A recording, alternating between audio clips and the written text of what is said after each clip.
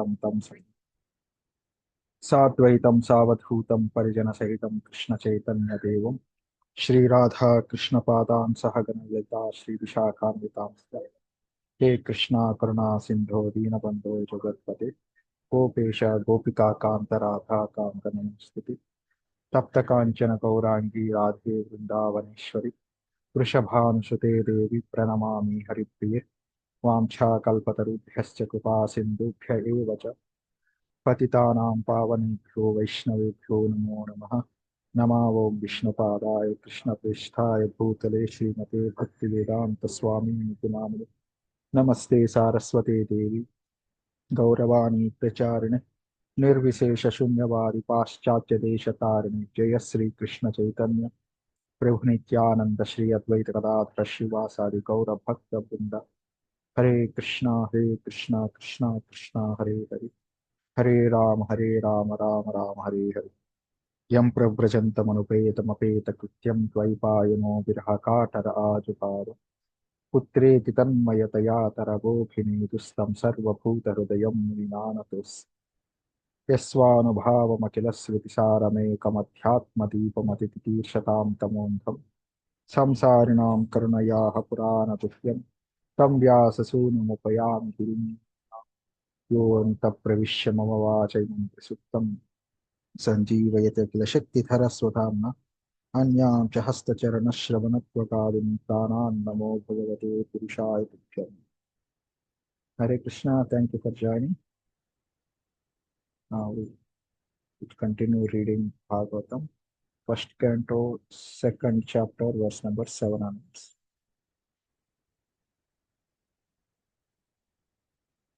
Somehow we completed 6 verses, right? We'll see maybe once 20 verses completed, we'll go fast. I'm sorry for slow going. So we'll do verse number 7.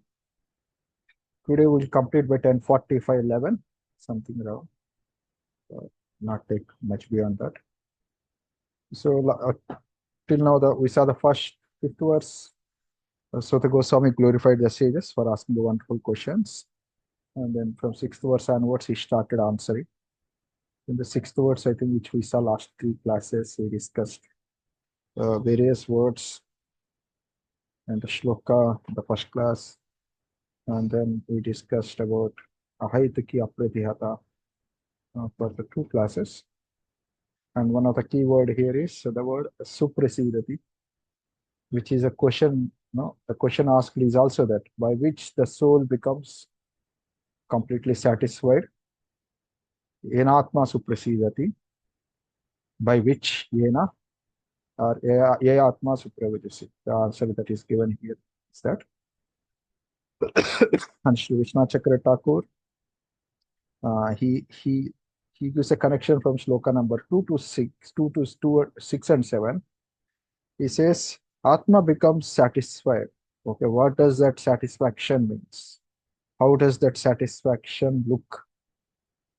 This is a question, this is a connection between shloka number 6 and 7. Maybe we can read even we'll read the shloka and then see the translations of both Vishnu Chakra Thakur and Srila Prabhupada and read Prabhupada purport. And then till 11 we'll discuss whatever is possible regarding this purport. And then next week we'll discuss say shloka number 8, 9 like that. So shloka will read. Yeah, you're able to hear me, right? Because yes, Prabhuji. Hare Krishna. yeah, thank you. That's sufficient. वासुदेवे Bhagwati भक्ति योग प्रयोजितः भगवती आशु जनयति आशु वैराग्यम ज्ञानं च यत् अहैतुकम्. It's a famous shloka. As I said, if possible, please try to memorize chapter 1 and chapter 2.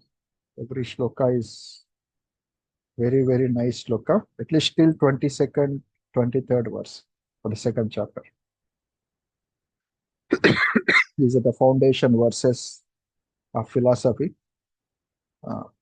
वासुदेवे Bhagwati भक्ति योग प्रयोजितः जनयति आसु वैराग्यम ज्ञानं च यदहैतुकम्. And if you know the previous shloka is Savai Pumsaha Paro Dharmo Yatho Bhakti Rathokshade Ahayituki Apratihata Yayatma Suprasita. Here the bhakti has to be done to Adhokshaja. And here again, now Bhakti Yoga Prayoja. To whom bhakti? Vasudeve Bhagavati. Bhagavan Vasudeva. You should do bhakti to Lord Vasudeva. And previously said, Paro, what is Paro Dharma? Bhakti done to Adhokshaja. Right? That's a point to be noted. Just hearing one lecture of His Holiness Radhanath Maharaj on this one, short lecture, 20 minutes lecture. Right? He notes this point.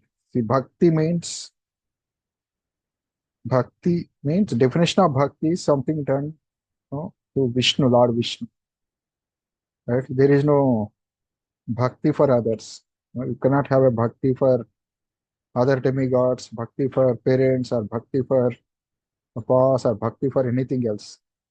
The word bhakti, or is the word prema, these are specifically between the Jiva and Lord, in connection with the Lord Krishna, of course Vishnu. Right? That's why Anya Bhakta Bhagavad Gita, those who are devotees of other demigods. Right? So that has to be specifically mentioned, demigods. Right? So just to make that point clear, that bhakti means only for the Lord. Right? When you have to mention bhakti other than for Lord, probably that other qualifications has to be given so that people may make sense out of it. Right? Vasudeve Bhagavati Bhakti Yoga. The Bhakti Yoga means that is done to Krishna only. Vasudeva Krishna. Right. So here comes what is the word Priyojitaha. We'll see Priyojitaha from translation of Srila Vishnu Chakra Thakur.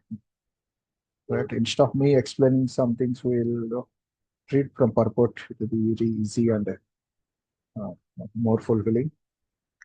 Right. Someone want to read? This is Vishnu Chakra Thakur purport, Sara Pradarshini. Yes. I can. What form does that satisfaction of the mind take? This satisfaction of mind is Okay. What does that question mean? It's connected with previous shloka, right? Yenatma suprasidati. Suprasida means satisfaction, complete satisfaction. Okay, what does that mean? No? So, how do you define that satisfaction? Yes, please go ahead. This satisfaction of mind is filled with knowledge and experience of the form, qualities, and sweetness of the Lord, which cause complete disgust with all inferior objects. This is explained in this verse. Yeah. So, what the form of this satisfaction, suprasidati? Right? We may be satisfied with many things of this world. Is that one something other, some similar satisfaction? No, it's a suprasidati, complete satisfaction. It's a satisfaction that comes from knowledge of the Lord and experience of the form, qualities, and sweetness of the Lord. And what it causes, that satisfaction also causes detachment or vairagya. Right? This is a explanation or a definition of that satisfaction. When we do bhakti, which kind of bhakti? One has to do to get satisfaction. Ahaituki, aprathyata bhakti to adhokshaja, and that bhakti is also called paro dharma, and which is actually dharma for the soul. When the soul Savai Pumsa does that kind of bhakti, he gets complete satisfaction. And what is the quality of that satisfaction? That satisfaction is a satisfaction that comes from knowing the Lord and experiencing the form, quality, sweetness of the Lord. And it is completely 100%, not like a sweet rice mixed with salt, like along with parallelly we do material things and spiritual things, not like that. There is no material things, material attachment at all, right? So that's a thing explained here. Yeah, please. So now the Vishnu Chakra Thakur is explaining what is the word Prayojita, Bhakti Yoga Prayojita. What is meaning of Prayojita? Please, Matas, go ahead. This bhakti is endowed yojitaha is an excellent manner for prakarsena with dasya, sakya, and other loving emotions. Another meaning of bhakti yoga prayojitaha is bhakti yoga has been made the only goal prayojana. Separate endeavor for attaining knowledge and detachment are not necessary in the practice of bhakti, for bhakti itself produces them very quickly. Ashu, at the same time of performing bhakti, they are attained, for it is said. Yeah, Should I that is a continue? two definition of prayojitaha. Krishna Chakra Thakur gives. Prayojita means the bhakti which is done in these five rasas. Of course, that means we are not at that stage now. The this when one comes to the level where they are doing the bhakti in these rasas, then the knowledge. Of course, knowledge has a many meanings. Right? Different acharyas gives different flavors. Like some of you would have seen the Ishopanishad class. Each acharya has a various flavors which they speak, from which various type of audience, various standpoint of view they speak. So we should see all of them from that angle. So then it's not confusion. So whenever Srila Vishnu Chakra Thakur comments, he speaks from a pure devotional service and someone who is at least at the level of bhava and prema. Right? Most of the commentaries, verses, he connects at that level. Right? He brings a meaning at that level, prema and bhava level. So here, bhakti yoga prayojitaha means yojana means your execution endowed with all these rasas. When you do that bhakti, then you are given a particular jnana. Okay, and then another meaning of prayojita is bhakti is my end goal. It's only goal. Of course, bhakti here means prema bhakti is a goal. One who does bhakti with that. Prema bhakti is a goal for one who is doing bhava bhakti. Right? Then jnana, that jnana is, what is that jnana that is achieved immediately, that is understood immediately?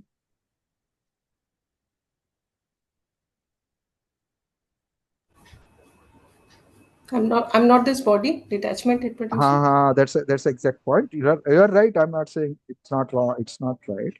But here Vishnu Chakra Thakur in this verse he says it's a form qualities witness of the Lord.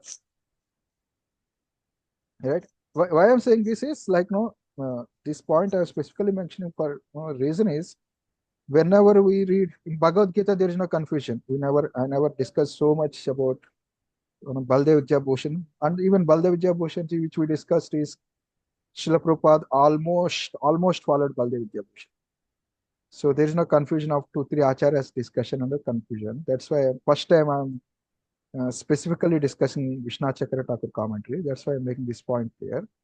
So the definition of Vishnu Chakra Thakur, when he gives bhakti definition, we have to go with the Gnana definition which he gives. Right? The Gnana which definition you give is right, Mataji, and then mostly Prabhupada also gives that definition. Right? That is also right, correct definition. But here the Gnana definition Vishnu Chakra Thakur gives is someone who is at Bhava and Prema level. When they do bhakti at that stage, the Gnana that is revealed to them is form, qualities, and sweetness of the Lord. Right? Yeah. Yes. So at our stage, sadhana stage, or stages before bhava, nishta stage, when we do that bhakti, then definitely the jnana that which comes to is atma jnana, that knowledge that we are not the body, we are the soul. Right? That's also jnana one achieves. Right? Jnana deepena bhaswata, or how to do bhakti in a particular circumstance. Right? Everyone gets like the intuition that we get, or intuition is not just like which is a right, which is a wrong. Am I going right or wrong? These even small basic things also can be taken as a jnana, right? Or some intuition given by the Lord. But very specific is jnana is that we are not the body or the soul. That's a one level jnana. The much more deeper level jnana that we speak is Right? That jnana can be achieved even by other processes also. This jnana which exclusively to the bhakti yoga is form, quality, sweetness of the Lord. Right? So depend upon the context, whenever you're reading any commentary or whenever you are hearing any lecture, keep that entire, the context in picture. Then you will appreciate rather than get confused. Right? Sorry for little elaborate comment on this. Yeah. We'll go to next. The point here comes is jnana and detachment come without separate endeavor. Right? There is no need to separately try for some reading to this book or attending some seminar. Of course, I'm making this just to put it in an understandable way. It is not that reading a book and hearing a seminar is not bhakti. But if we think, right, if we think that is not bhakti, then that endeavor is not needed. Have you got my point? Right? If we think I need to read some particular book, and that reading that book is not a part of the bhakti.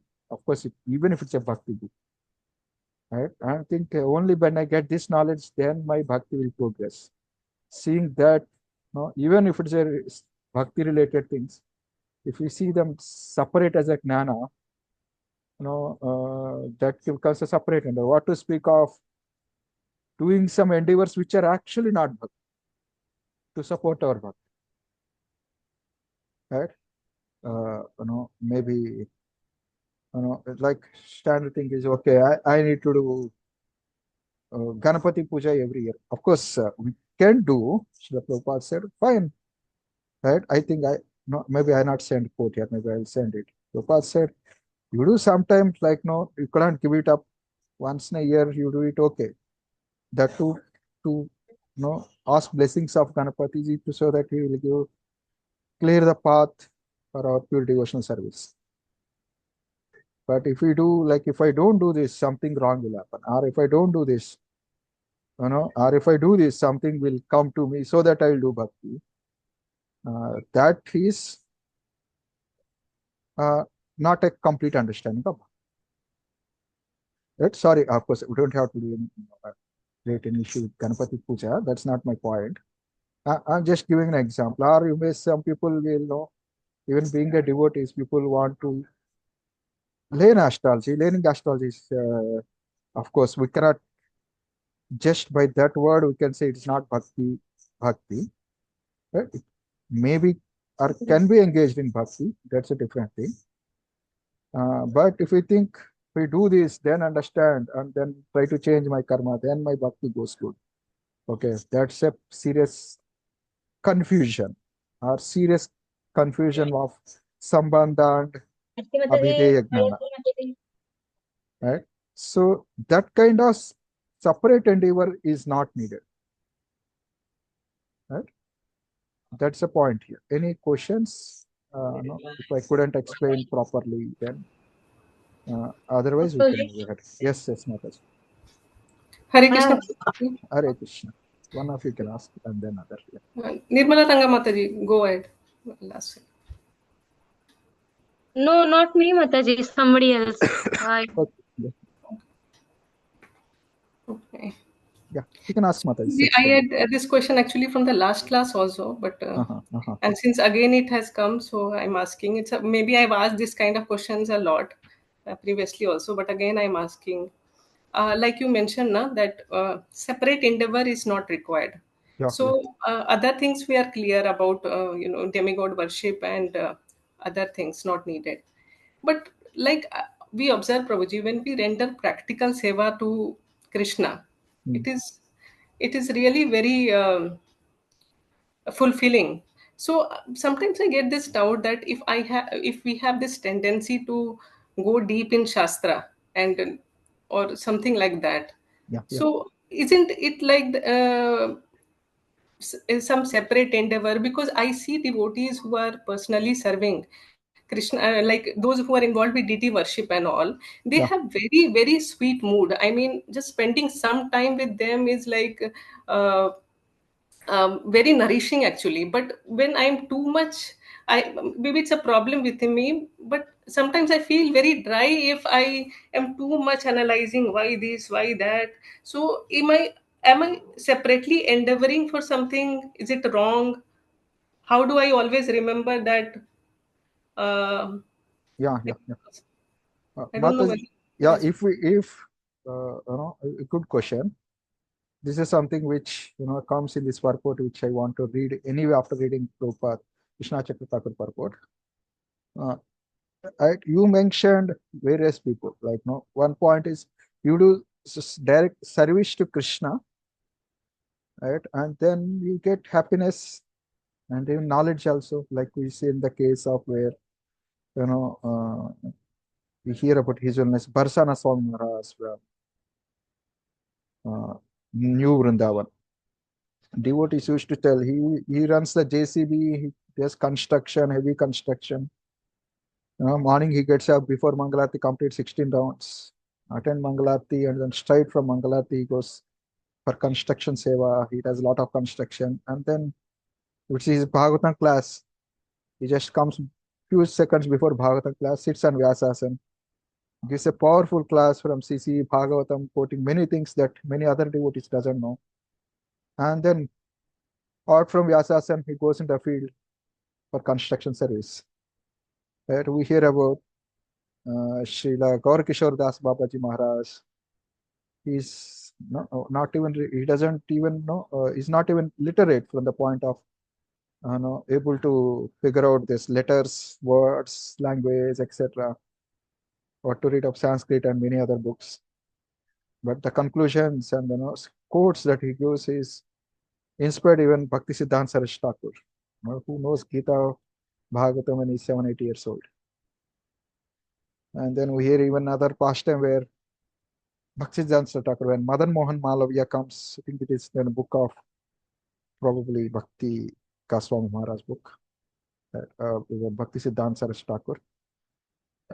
When he comes, he's a very scholar. He comes to ask Bhakti Siddhanta Thakur one doubt, and then he tells her, "Now just wait for some time. You go and the devotee is alone cleaning pots in the kitchen after serving prasadam. You go and help him. After that, I will answer you. I'm also busy now." So he goes. He cannot say no to that great acharya. Even though he's a big person, he goes. Assist one simple brahmachari who is washing so many pots. After washing pots, helping him, he comes and Bhaktisiddhanta Saraswati Thakur asks, "Okay, what's your doubt? What's your question?" He said, "My question is solved. Answer, I got the answer." Right? So these are the various stories which we hear. And then especially what to speak, this shloka, very apt shloka. Yanasthaya naro rajan apramadjeta karishit dhavan nimilyavanatre naskale napati yaha. That this is a shloka which I want to quote last class. I just quoted translation. And the shloka translation is this. O king, right? Are you in line with me what I am speaking as of now? Right? Maybe if Yes. I'm speaking a little elaborate. I just mentioned different services which we do, and then different people are happy, and different people get knowledge. They don't need any extra endeavor. Right? Just the service itself, they could get knowledge. 3-4 cases we saw. Now we are seeing a shloka that kind of supports that, not kind of, that actually supports that statement. O king, one who accepts this process of devotional service to the Supreme Personality of Godhead will never blunder on his path in this world. Even while running with eyes closed, he will never trip or fall. Right? That means those who are doing bhakti, they don't need to open their eyes. They can walk or run without opening eyes. It's not the meaning. The point is, they don't need any external support. What to speak of external support? Even if they are not so much knowledgeable of Vedic scriptures, right? The two eyes as per Vedic scriptures are Shruti and Smritis, Vedas and Puranas. Even if someone, if a Brahmana, for him to be qualified, he need to know both of these scriptures. The Smriti and Smriti scripture, the two eyes of a Brahmanas. Right? So only then they will step into the path of next level of their practices. First, they need to know all these things. Then they will do practice. We see in Brahmacharya, they learn all these books. And then they start to execute process of karma. Karma kanda or karma yoga, and then become grihasthas and execute their processes. For them, this knowledge is very much important. But for bhakti yoga, and then what to speak even in our this direct example of that is Suta Goswami. We will see in the sloka, I think, 4th chapter, first canto, 4th chapter. The sages say, you know all these Puranas, but you don't know some things about Shruti Shastra, right? Vedic scriptures. Not all the Vedic things you know, most of the Smriti Shastras you know. See. And again, to make a point that even though you don't know some of these Vedic scriptures, still you are qualified to speak Bhagavata. Right? With all this, the point is, one need not know the scriptures to do bhakti. One need not know scriptures to start bhakti and to do bhakti. Right? That's a point when I say even the closing the eyes, one can run, means even if someone doesn't have a knowledge of Smriti and Smriti, one can still practice bhakti. Right? I'm just setting the context for the discussion, for the answer, and I started the answer it. Right? And then here, yeah, that's a wonderful shloka which we can all remember. BC 10.10. Right? The shloka is this, I think, our Tesham Satataktanam Bhajatam Preti Purakam Dadami Buddhi Yogam Tam Tena Mam Upayanti Te. Right? Lord Krishna says, I'll give Buddhi Yoga, Buddhi, Gnana, these are all same here. One who serves me, Satatam, I'll give the Gnana. Here Srila Prabhupada also writes, yeah, here, see, person may have a bona fide spiritual master, may be attached to a spiritual organization, but if he's still not intelligent enough to make progress, then Krishna from within gives him instructions so that he may ultimately come to him without difficulty. The qualification is that a person always engage himself in the Krishna consciousness and with love and devotion render all kinds of services. He should perform some sort of work for Krishna, and that work should be with love. If devotee is not intelligent enough to make progress on the path of self-realization, but is sincere and devoted to the activities of devotion service, Lord gives him a chance to make progress and ultimately attain to him. Right? Here the process is very simple. Right? In Bhakti, you all might be knowing this famous analogy of Marjala Nyaya and Markata Nyaya. Anyone want to explain that?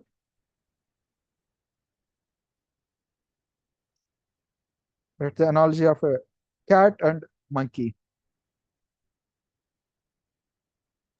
Yes, Prabhuji. Right? It's a cat, monkey, the baby monkey has to put its own effort to hold on to monkey, mother monkey. But cat carries its baby with its own, teeth and carries everywhere. Right? And then you work in a company or any office, you have to just go and sit and work. The company will provide whatever facilities needed for you to work. This is exactly same thing happening, right? If you don't have any facilities of your own, right, then Krishna, because you are working for Krishna, you love Krishna, and you are working for Krishna, and then Krishna provides what are the facilities needed for us to work. Right? Of course, when he's giving a spiritual master, when he's given a spiritual organization, and the spiritual organization, spiritual master gave us books, which is also books given by Krishna, and we were not that much intelligent to understand the books. And because the book gives how to please Krishna, how to serve Krishna, and who is Krishna. And if we are not intelligent enough, that doesn't bar us from doing bhakti, because this is bhakti yoga, not karma yoga. In karma yoga, you have to have intelligence to understand the books and then do karma yoga and do yajna yaga, etc. Right? That kind of restriction is not there, because bhakti yoga, the qualification is just that you have to satatam, always serve Krishna and love Krishna and serve Krishna. That is a qualification. If something is there, is there. Yoga kshemam vahamyaham ananyas chintayam ma ejana paripasate tesham nityabhikta. And again here, ananya nitya yukta. Right? When this qualification is there, then yoga kshemam vahamyaham. Krishna provides, he makes, sees that whatever is there is there. Right? Whatever is there is may not be material facilities. Right? It can be material facilities. Right? Bhakti yoga, there are no asterisks. Anything can happen. Right? That's why it's called bhakti is dynamic, because you can't, it doesn't follow a set of rules. Once a relationship, relationship means no specific rules. Right? Situations change. Love is there, but the way it expressed will be changing. Right? We see in our relationships, it's never stable. Right? If one is committed to continue the relationship, irrespective of the situations, one finds some way to keep that relationship going up, because that's the goal. That's where dynamism comes. So bhakti will not change. We don't change. Krishna won't change.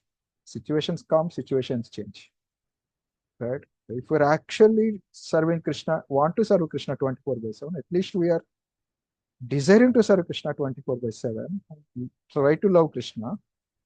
Let things come, things go. Let situations come, situations change. We don't have so much to worry without. Right? We'll somehow make sure we keep serving Krishna. That's what previous sloka, Gyan's example is. And that is not just an endeavor from our side. Krishna also puts an endeavor from his side to make sure that we keep serving him. Right? That's why he gives Gnana and Vairagya are given to such devotees. Yoga kshemam vahamyaham. If we don't have, he will give it. If we have, right, we can keep using it in his service. He sees that we keep having it. Right? Now, has it answered your question, or should I be more explicit? Prabhuji, thank you, Prabhuji.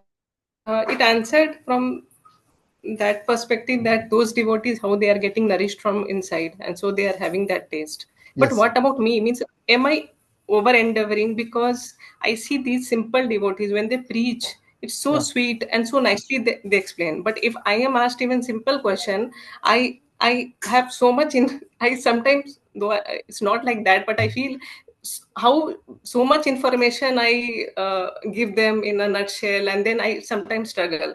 So if I'm over endeavoring, am I over endeavoring? Because if this is my tendency that I want to go deep, I want to. Correct, If correct. so is it wrong? Is it not Krishna consciousness? It's just some material thing which I already had from my previous conditioning, and I'm continuing in my spiritual pursuits and calling it bhakti, or it's bhakti means. Yeah, exactly. That's a point. Because here, this particular a person may have bona fide spiritual attached to institute, spiritual organization. Means the books which given by Prabhupada, right? That's a simple. Let me Prabhupada once, he said someone came to Prabhupada, some scholar, right? And then, yeah, thanks. Like, you are asking for me only. I'm repeating the answer for myself. So, that said, what does your institution do? I'm just paraphrasing generally. I don't remember stories so nicely. I try to convey the main point. And Prabhu said you have to chant. That's what we tell. And in case you are not convinced that you have to chant, so I written all these books. So we have the core process, core principles, right, of ISKCON, right? So that is the main thing. And there are many other things which are also bhakti and which are all, which are, layers around that central principles, which are also bhakti. I'm not saying they're not bhakti, right? So of course, I don't want to enter that discussion. Maybe I never brought this discussion in our classes also. Okay, this is bhakti, this is not bhakti, this is karma mishra, this is jnana mishra, or apita sangasita. Maybe I never introduced because it's a endless debate. So point is, we know which is a central point, main principle. And there are many other bhakti angas which are also something are there which kind of support us. No? Of course, each bhakti anga supports other bhakti anga. It is not that one against other, one is independent of other. Right? So as per our situation, as per our capability, we can take one of them. And because some of these angas have, may need external skill if we don't have natural bhakti, right? Chanting, what external skill need? At least someone good in yoga or good in concentration, so have some sattvic background. They will sit straight and chant with absorption. But the point is, I was so much taken aback. Of course, I don't do absorb japa. It's not that. But in our sampradaya, when our gurus speak, acharya speak, right, it just goes beyond even our so-called intellectual thinking also. Right? We think doing japa very absurd is like a real japa. Right? Isn't it? Hearing every mantra, Yes. not just one mantra, not just this mantra. Every mantra is like, is a pinnacle of our understanding of japa. I was surprised when I heard uh, uh, Guru speaking that many people think this is a japa, actual japa, but actual japa is, it doesn't matter whatever situation I am going through, I am chanting this to please Krishna. That's a real japa. Of course, it's unfathomable what to know. What does that mean? How do we do it? Even just chanting, right? Last time we discussed that one statement by Bhakti Jnana Goswami Maharaj, that at least when the mind goes somewhere, bring it back. That itself is a big trouble, right? We know mind is going, but we enjoy the thought.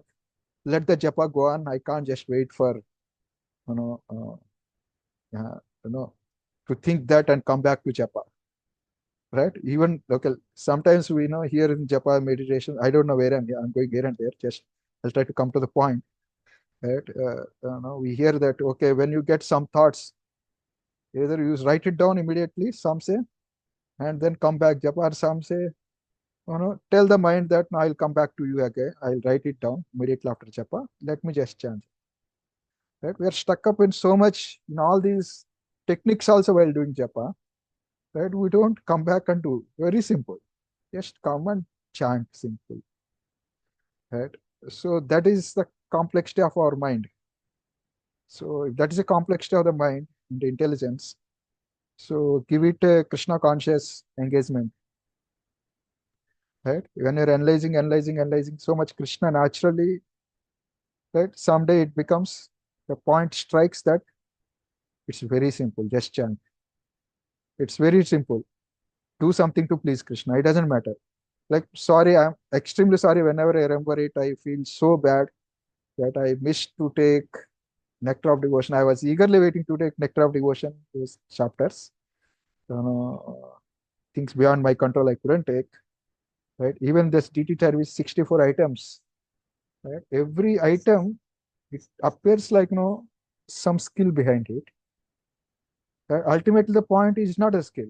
I am doing this to please Krishna. That should be the main motive and the only motive. Right? Remaining things are just things that come by practice or by other endeavors. This is something that doesn't come. We have to really put effort, really work for that. This is a core thing, whatever we do.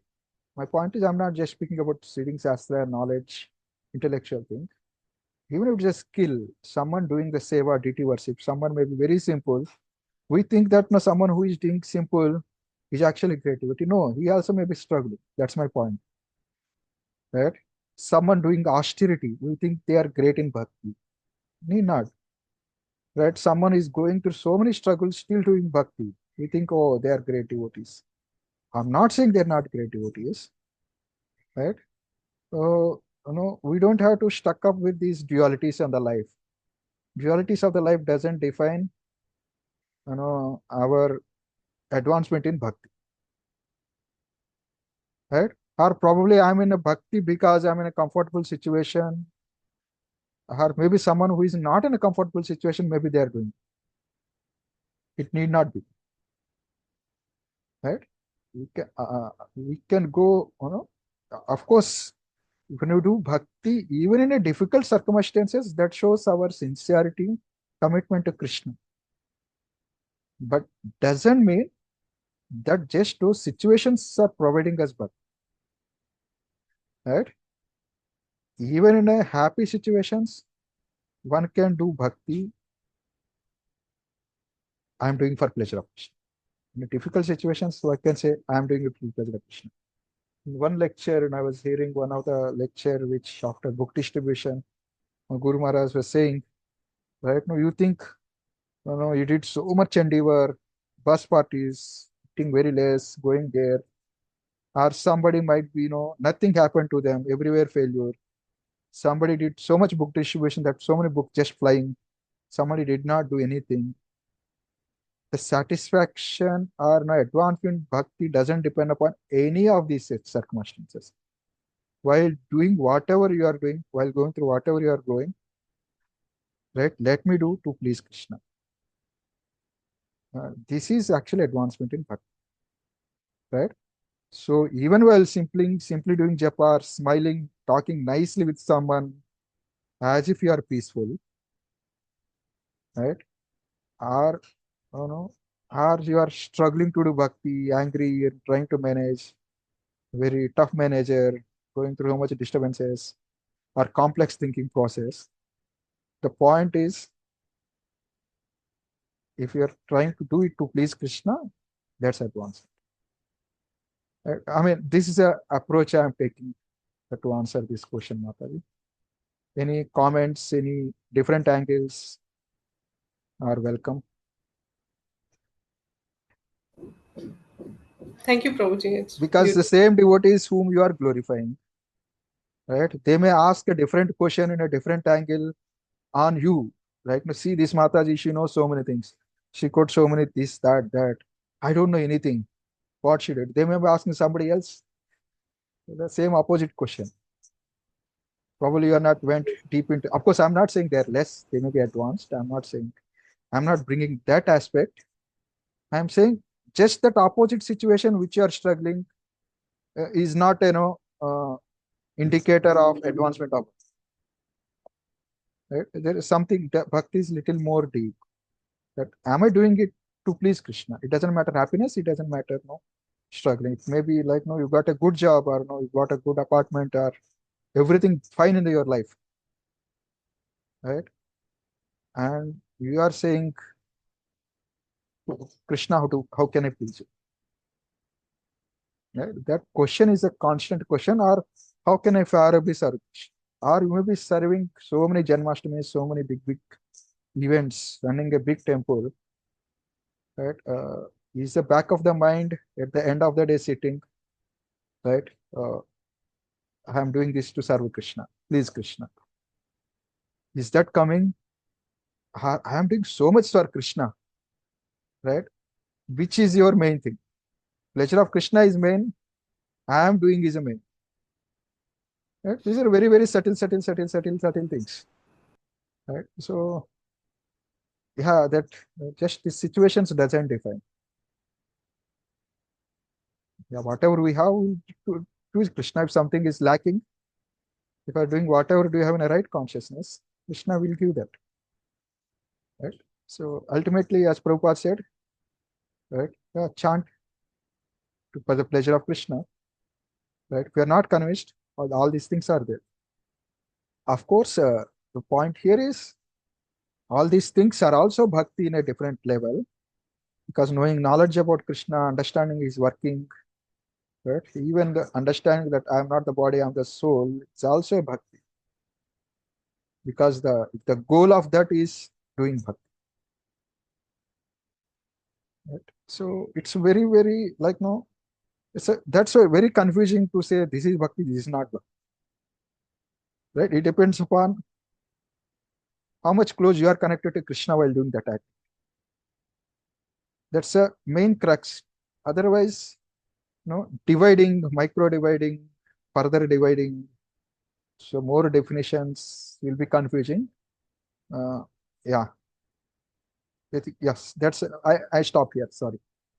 Anyone have a comments, questions? Prabhuji, this what Mataji is saying, like it comes under the hearing devotional service, like because reading the Shastra is also kind of devotional service, going deeper into the Shastras, like Yeah. Mataji is mentioning. Yes. It's, trying to understand Krishna is also kind of one level of bhakti. Yes. We have all, as you mentioned, that all the services what we put in Krishna as center and to please Krishna, then everything becomes bhakti. That's what I got from what you have said. Like our consciousness is important. Like yes, how, exactly. whether we are trying to please Krishna and putting our endeavor, or just to try to please us, our senses. Exactly. So initial long time back, I used to hear one statement. For a devotee, who is so much work oriented, getting something done, they have to use their hand, legs, and cannot sit, do something big, move this to here, move that to there, engage 100 people. So for them, right, sitting, doing that work is like a karma yoga, karma kanda, sorry, not karma kanda, karma yoga. If the center is not Krishna, is someone who is now so much interested in studying, analyzing, right? Even if it is Bhagavad Gita, Bhagavatam, if the not center is to please Krishna and serve devotees, try to cultivate humility and become closer to Krishna, then that study also becomes gnana for them. Of course, gnana in the sense, karma gnana, the anavratam, that gnana. Right? Of course, studying Bhagavatam is bhakti, but studying Bhagavatam with the gnana tinge is not a pure bhakti. So it's a mix where our endeavor, as you said, the mood, activity itself is a bhakti. Along with that goes the mood also. Sometimes, but many times, it's a, of course, we cannot tell which is good. Mood is good first or activity is first. Right? For those who are neophytes, activity is first because mood comes slowly. For those who are advancing, who advanced, just like example, Arjuna, his mood is to please Krishna. Even though he's killing people on the battlefield, that's a devotional service. And we cannot imitate Arjuna. Right? It's someone was saying, I heard almost 15 years back from one Sri Vaishnava lecture. Right? Very nice point. Like we can't stretch this so much for everything, but overall it's a nice point. He said, whatever Lord Ram did, that is dharma. Whatever devotee does for Krishna, Lord Krishna, that is dharma. You got the point? Yes, Prabhuji. Right? Whatever someone does, it is to please Krishna, that becomes dharma. But when you see Lord Ram, whatever he did, that is dharma. But whatever devotee does for Krishna, that becomes dharma. Right? So, in the second point, the mood is highlighted. Right? Because the main point, the main thing which you have to understand in the second point is whatever the devotee does for Krishna, that becomes bhakti. This is where when someone is really in a bhakti yoga prayojita, the top level state, and Krishna guides him to do something which is not against Vedic scriptures. The guidance that comes from Krishna, whether it comes by whether you reading Shastras and you do it, and you are not capable and Krishna guides you and do it, it's the same. Right? We don't have to differentiate. Okay, someone is not reading Shastras, he's doing studying, he's just doing service, and then he's getting intelligence, and then he's doing it. We don't have to think, okay, that person is great because I'm to study Srila Prabhupada book, then I'm understanding, I'm doing that, I'm getting knowledge by that. Ultimately, whether you do through Krishna or Krishna through scriptures given by Krishna, it is the same. We don't have to differentiate both. Right? Ultimately, the point is, whatever I'm doing, am I doing to please Krishna or not? It doesn't matter what I'm doing, as long as what I'm doing is within purview of bhakti, right? No, something which is offerable to Krishna, it doesn't matter. So we may hear often those things which, right now, glorification of very simple people, very simple things as a something pleasing to Krishna. We don't have to stick to just that thing, right? Even a complex people, complex things also can be engaged in, but the purpose is pleasing Krishna. That's the essence, right? Right. So people who are, many times it happens. Those who do simple things, they question those, who are sastric oriented as jnanis. Those who do only seva, those who are hearing, they say, study scriptures, they comment those who are doing seva as karma kandis. Right? That's a wrong. The point is how much they are trying to please Krishna. That's the essence which one has to. Yes. Any other point? Thank you so much, Prabhuji. Very wonderfully explained. And I apologize I took so much time. Yeah, class is over. It was, Thank you. really very wonderful discussion. I got the point. Yeah. I have to implement it now. No, yeah, I mean it's ongoing, but at the end of whatever, that's exactly the shloka which even though I spoke little elaborate, most of these points are keep coming because these are the very basics on bhakti yoga which we do and which are actually there in our the first canto second chapter. The next shloka itself is that dharma swanishtita pumsam vishwaksena kadhasuya na utpadayate tiratim shrama yevahi kevalam. Right.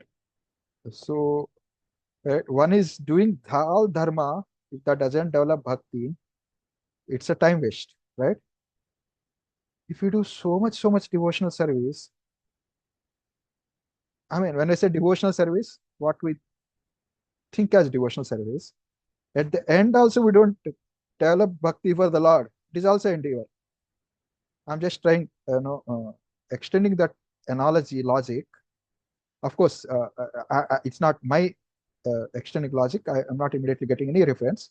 Those who are at the stage of when you go to Vishnu Chakra Thakur, or even Bhaktivinoda Thakur, when they speak, they say, you study so many shastras, so much japa you do, ultimately you don't develop bhakti to the Lord. Even all that is also waste. Right? They all say in their books like that. The point is not just doing even spiritual activities, direct spiritual activities. Right? So you may do so many crores of japa, worship so many, dress so much Lord, give so many lectures of Krishna also, of Bhagavatam also, that now utpadayet etiratim shamaya vahi kevala. Right? Of course, ratim definitely does means there, bhava and prema. Right? Even that level, whatever we are doing is also waste. So that's why from the starting stages of bhakti, our compass should be, am I pleasing devotees, am I pleasing Krishna? Right? If we keep that compass, because that will take us till the point of time. Right? Yeah, it doesn't matter what all other things which we do. Right? So yeah, this is the next thing, next shloka, Dharma Swanishtha. We'll discuss later. Yeah, Hare Krishna. Thank you. Any comment from someone? And otherwise we'll close. Hare Krishna, Prabhu, my pranams to you. Hare Krishna, then it's Mataji. Yes, yes, Mataji. Really, really beautifully explained. And to Shashi Chandrika Mataji's question, I also understood that we need to check whether we are doing something to please Krishna. Like her question, if her desire to get more knowledge is to connect more people to Krishna, to please Krishna, then that is right? She is on track and that is not endeavor. Yes, Mataji. Yes. Right? Because, And because ultimately when you read books, it is speaking about Krishna, how to serve Krishna, right? So if you are taking that essence and trying to implement and trying to help others implement, because sometimes when you meet a simple devotee, they may give simple answer, but not everyone is ready for those simple answers, right? For some people, you just chant Hare Krishna and then start chanting. For some people, you chant Hare Krishna, they will not understand. You have to make them explain, right? You can use that. For such people, you can use Shastra's understanding. Our intelligence you can understand, and through our intelligence, we can reach their intelligence, so that their intelligence reaches Krishna, their soul reaches Krishna. So yeah, it's an indirect way of helping, because ultimately, even the knowledge, reading Shastras is not wrong, right? The element of, it's not just I do chanting and then I get knowledge. That is the real knowledge. No, it's not that. Right? The Shastric knowledge is also knowledge which you have to study and implement it. Right? We should not see both of separate. And then what here meant is you don't need any knowledge other than this knowledge. While reading Shastra and while thinking this is a bhakti which I am doing, that's perfect. But if I think like, no, let me do this, then I will do bhakti nice. Right? Have you got my point, which I'm saying? yes, Prabhu. If you make this separate from bhakti and think this is bhakti, this is not bhakti, and then doing that endeavor, I think that's where actually the confusion comes. Yes. Right? And yes. And please continue your question. I'm sorry for stopping. no, that was just a statement that that's what the understanding is. Yes. And jnana and detachment, right? When we say vairagya comes, but in bhakti, that detachment should not be painful, right? It should come naturally. It should. It shouldn't be a dry attachment, and with my NDP, okay, no, I want to get detached. And if it is not coming, I shouldn't be unhappy that I am still attached, it's not coming. The more I attach to Krishna, remember Krishna, then everything else, like you said, Krishna will provide. If my links are not getting cut, whatever is required for me to stay in bhakti, that will happen. Yes, perfect. No extra endeavor from my side. Yeah, when you say no extra endeavor, to detach, you don't have to say unless I, fast every Ekadasi, I am not going to do bhakti. It's not real bhakti. Right? And then your body doesn't support it. So I have to do fasting on Ekadasi, full fasting, then only it is bhakti. Right? You don't have to do that endeavor. Right? Of course, it's a natural for you that you can fast 6-7 hours, maybe 12 to 15 hours, and it may be tough to continue remaining 5-7 hours to fast. Then you say, okay, let me fast also, so that that hankering I am feeling to eat, that will go. Then I can do probably bhakti nicely. So there should be endeavor from our side, but within the scope of Krishna consciousness. Right? It should not be a outside endeavor and then connect it to Krishna. We don't have to do that. This is a karma yoga, jnana yoga, ashtanga yoga. You do an outside endeavor and then offer it to Krishna. Other than Krishna consciousness, you do some austerity, then offer it to Krishna. right? Within the purview of Krishna consciousness, within the bhakti itself, you can do austerity within your own capacity. Definitely, of course, it is there. It is by default. It is there, right? If it is not there, if it is needed, Krishna will do it. It's not that everything has to be austere. Of course, austerity in our bhakti is again very, very. That's why Krishna consciousness is really not logical, right? Really not logical in the sense logic brain. It goes beyond logic brain, because our acharyas give a concept which is called yukta vairagya. The vairagya is not giving up. Vairagya is engaging in service of Krishna, right? So that's the real vairagya again. So if the jnana is to get a knowledge how to please Krishna, vairagya is applying that knowledge in pleasing Krishna. So we don't go by the particular form of these definitions, right? You want to please Krishna, okay? How should I please Krishna? Jnana. Okay, how can I implement it? That is vairagya. So if we go by this definition, the jnana and vairagya doesn't seem to be such a big burden, right? It's just me who has to expand my scale of my level or scale of serving Krishna. And then that becomes automatic. Automatic means organic growth. You don't have to worry about that. And these fundamentals are clear, right? Nothing confuses us. Yes.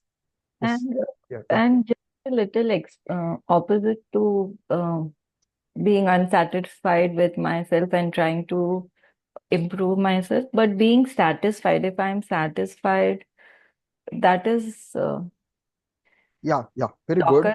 If you're one just small point, like to the Mataji's both of your questions, even in case you are satisfied, you are stuck, don't worry, because you are in a parampara, you are in association of devotees, and while doing all this, you are doing devotional service. Krishna is sitting there in the heart as a Paramatma, and he will shake us up. Just keep going. Right? If we are stuck up, he will shake us so that we'll move.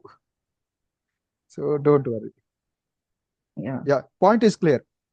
If we are that much intelligent enough, right, to understand we are stuck up and try to move, try to take help to move, and pray to Krishna to move, he will help us.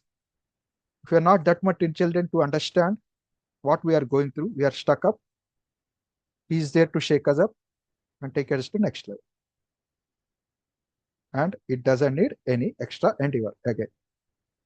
Everything within the purview of bhakti, it all happens. Have I answered your question, Mataji? Yes, Prabhu. Krishna will do whatever is required. Don't worry. Something natural, keep going. Something is needed, he will give it. Right? When it is needed, he will give it. Only thing is we have to be what we are. We don't have to worry about to get inspired by other devotees, and we don't have to artificially try to be some other devotee. Right? Our situations are different. Because situations doesn't define our bhakti, we don't have to be overwhelmed by our situations. Right? Bhakti is different from situations. So that's a very, very, very, very important point, because situations unsettle us, or situations, whatever is happening in the life will unsettle us. But if we stick to the fundamentals and try to try our best, then we'll very quickly see the reality. Right? When we try our best, the process is less painful. When we don't see the reality, when Krishna shakes us, as His Holiness Radhanath Swami Maharaj says, process is painfully ecstatic. Ecstasy is also there because it's a touch of Krishna. It's also painful because we have to give up our attachments before we take a step further. At the end, it is also ecstasy. So, and then still, there is no harm in both types of bhakti, because what happens when some of us go through various difficulties and shaken as Krishna and come to bhakti, and we are the right people to preach because we went through that suffering. We can connect to the people who go through suffering, and we have a right experience to share to them. So even those sufferings which we go through, Krishna will use us to take us to next level, to help us many other souls also. That is why every endeavor, every happiness, every misery, everything in the bhakti is geared toward making us devotee. So we can be very happily confident, close our eyes and move in the path of Hare Krishna.